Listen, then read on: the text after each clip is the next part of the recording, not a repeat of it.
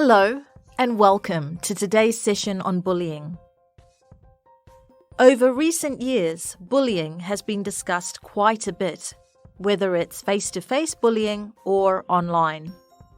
In this session, we will look at what bullying is, how it can lead to both physical and psychological problems, and what we can do in an educational environment to help decrease bullying itself. What exactly is bullying? Bullying involves displaying antisocial behavior, whereby another person is hurt or made to feel uncomfortable. This is generally a deliberate act repeated over and over again. The perpetrator, the bully, can use various forms to target his victim, the person being bullied. This can be done verbally, through mean and foul language, physically by hitting and kicking, and even online, through the internet and through the use of digital technologies, otherwise known as cyberbullying. This harassment is not a passing phase, rather something that can be long-lasting and result in cognitive and emotional difficulties for the victim. Let me give you some examples.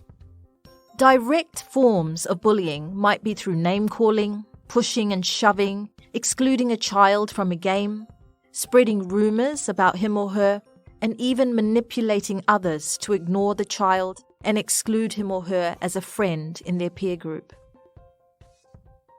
Another form of bullying is cyberbullying.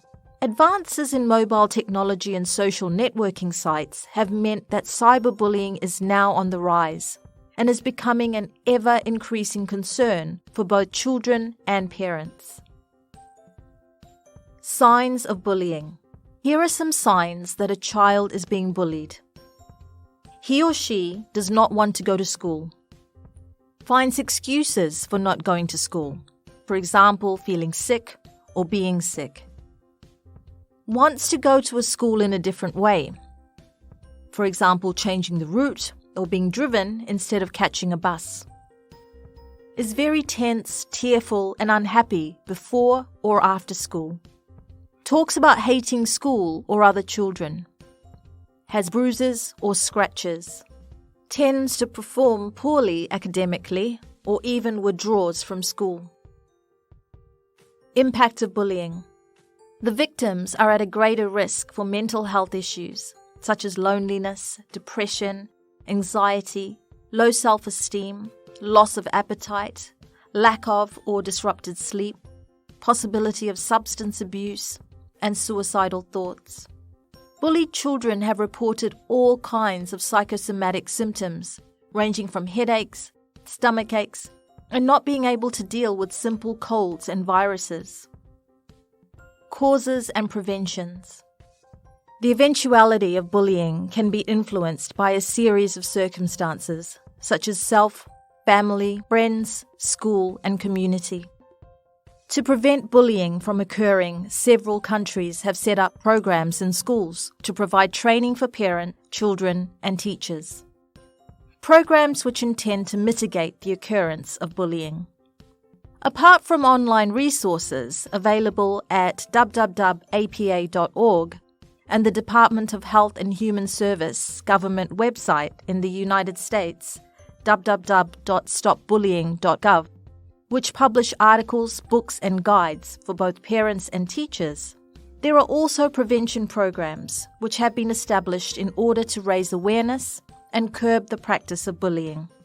For instance, the Mountain Academy of Evergreen in the US has implemented a program, Random Acts of Kindness, also known as RAC, to create a culture of care within the school and to make students, parents, and teachers aware of the need of rippling kindness and values within the school and its community. Students from an early age are taught to become upstanders rather than bystanders, encouraged to focus on being confident, helped to question and reflect on their own behavior, helped to let go of their anxieties, fear of making mistakes and being ridiculed, motivated to be kind to themselves and show empathy and compassion towards their peers. As a result, they have been able to progress academically and avoid truancy, mainly because they now feel that school is a safe place. Being rewarded with kindness has impacted their lives hugely and reduced the number of behavioral referrals taking place at the school. The following are some tips for students who are being bullied in schools. Encourage those who are being bullied to walk away, to try to act unimpressed or unaffected, to use other strategies to diffuse the situation, like agreeing in an offhand way with the bully when they say offensive or negative things, also known as fogging, to say no firmly, to talk to the teacher or other staff, like the school guidance officer. Do not advise your child to fight with the other child, as distinct from defending themselves from a physical attack. This can escalate the situation and your child may be observed and reprimanded for their part in a fight. In today's session, we looked at what bullying is, how it can lead to both physical and psychological problems, and what we can do in an educational environment to help decrease bullying itself. If you would like to explore more on any of the topics discussed, click on the links provided at the end of this unit. As always, remember to observe what is happening in your classes and be a reflective practitioner.